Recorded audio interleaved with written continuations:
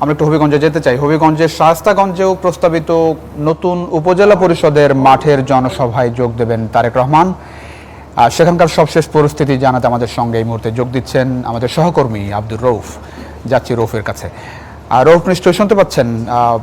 হবিগঞ্জে তারেক রহমানের সমাবেশ সম্পর্কে বিস্তারিত জানাবেন, আর ঠিক কখন সমাবেশ শুরু হবে, নেতাকর্মীরা আসতে শুরু করেছেন কিনা, ভোটের আমেজ কেমন দেখছেন সব মিলিয়ে?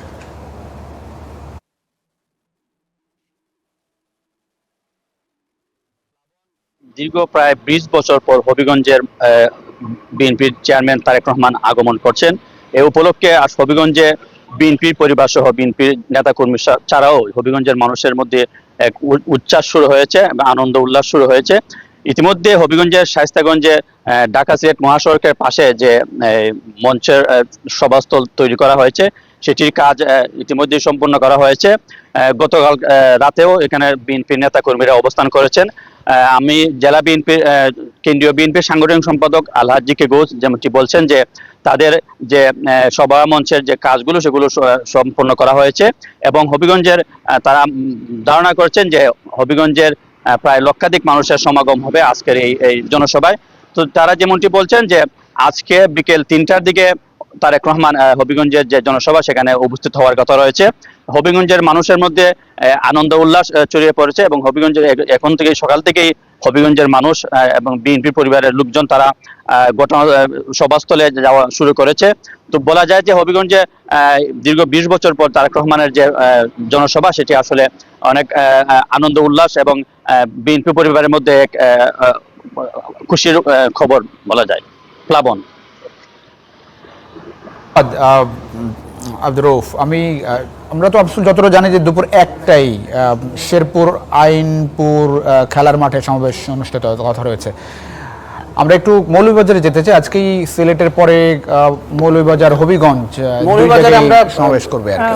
মৌলভীবাজারে যাব, কিন্তু আমার কাছে মনে হয়েছে যে আপনি হবিগঞ্জের বিষয়টাও দেখেছেন প্লাবন, সিলেটের মতোই কিন্তু ওখানেও প্রচুর মানুষজন এখনই সেখানে, অর্থাৎ সিলেটের জনসভা করবেন, সেখানে বক্তব্য শেষ করে এরপরে হবিগঞ্জে পৌঁছবেন, কিন্তু সকাল থেকেই ইতিমধ্যে সেখানে লোক আছে, মানে মানুষের প্রেজেন্সটা আপনি দেখছেন। আমার কাছে মনে হয় যে ভোটের সময় বিশেষ করে তারেক রহমান দীর্ঘদিন দেশে ফিরছেন আর 20 বছর পরে এলাকাতে যাচ্ছেন, এটা হবেই, খুব স্বাভাবিক ব্যাপার আমার কাছে মনে হয়। আসলে একরকম উৎসবমুখর পরিবেশ পুরো এলাকায়, এবং যেমনটা বলছিলাম যে আজকে যেহেতু নির্বাচনী প্রচারণা শুরু হচ্ছে, প্রত্যেক নির্বাচনী আসনেই প্রার্থীরা আসলে দাঁড়িয়ে যাওয়া শুরু করবেন, একরকম উৎসবমুখর পরিবেশ।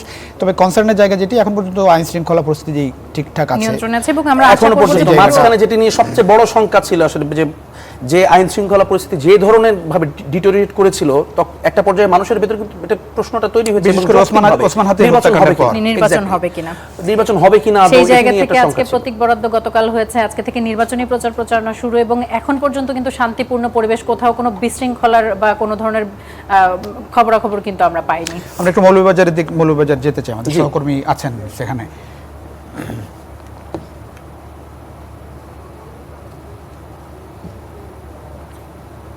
এদিকে দুপুরে মৌলভীবাজারের শেরপুরে আইনপুর খেলার মাঠে সমাবেশে বক্তব্য রাখবেন বিএনপি চেয়ারম্যান তারেক রহমান। সেখান থেকে সরাসরি যোগ দিচ্ছেন আমাদের আরেক সহকর্মী ফরহাদ হোসেন। ফরহাদ, এই সকালে নিশ্চয়ই শুনতে পাচ্ছেন। ফরহাদ, তারেক রহমানের সফর ঘিরে নেতাকর্মীরা কতটা উজ্জীবিত, আর সমাবেশ সম্পর্কে একটু বিস্তারিত জানাবেন।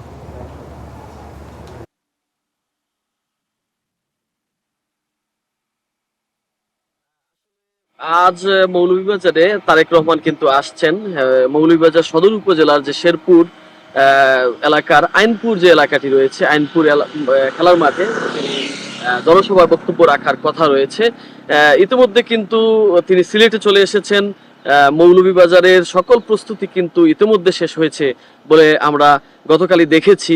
এখন যেটা হচ্ছে, সাধারণ যে মানুষ এবং নেতাকর্মীরা তারা কিন্তু উজ্জীবিত তারেক রহমানের এই আগমনকে ঘিরে। তারা চাচ্ছেন যে তারেক রহমানের কাছ থেকে এই অঞ্চলের মানুষের যে প্রত্যাশা, সেই প্রত্যাশাগুলো পূরণ হবে ওনার কাছ থেকে, এবং পাশাপাশি হচ্ছে যে ধরনের প্রস্তুতি নেওয়ার কথা জেলা বিএনপির পক্ষ থেকে, সব ধরনের প্রস্তুতি কিন্তু শেষ হয়েছে বলে আমি জানতে পেরেছি।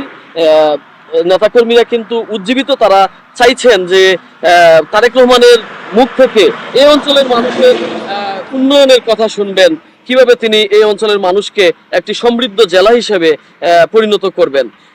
আমরা আরো জানতে পেরেছি যে তিনি সিলেটের সড়ক পথে যখন যাবেন ঢাকার পথে, তখন তিনি এই জনসভায় বলে আমরা জানতে পেরেছি। এই ছিল মৌলভীবাজার থেকে আমার কাছে সর্বশেষ কভারেজের সঙ্গে আমরা নিশ্চয়ই পরবর্তীতে আপনার সঙ্গে যোগাযোগ করব এই জনসভার সবশেষ খবর জানানোর জন্য।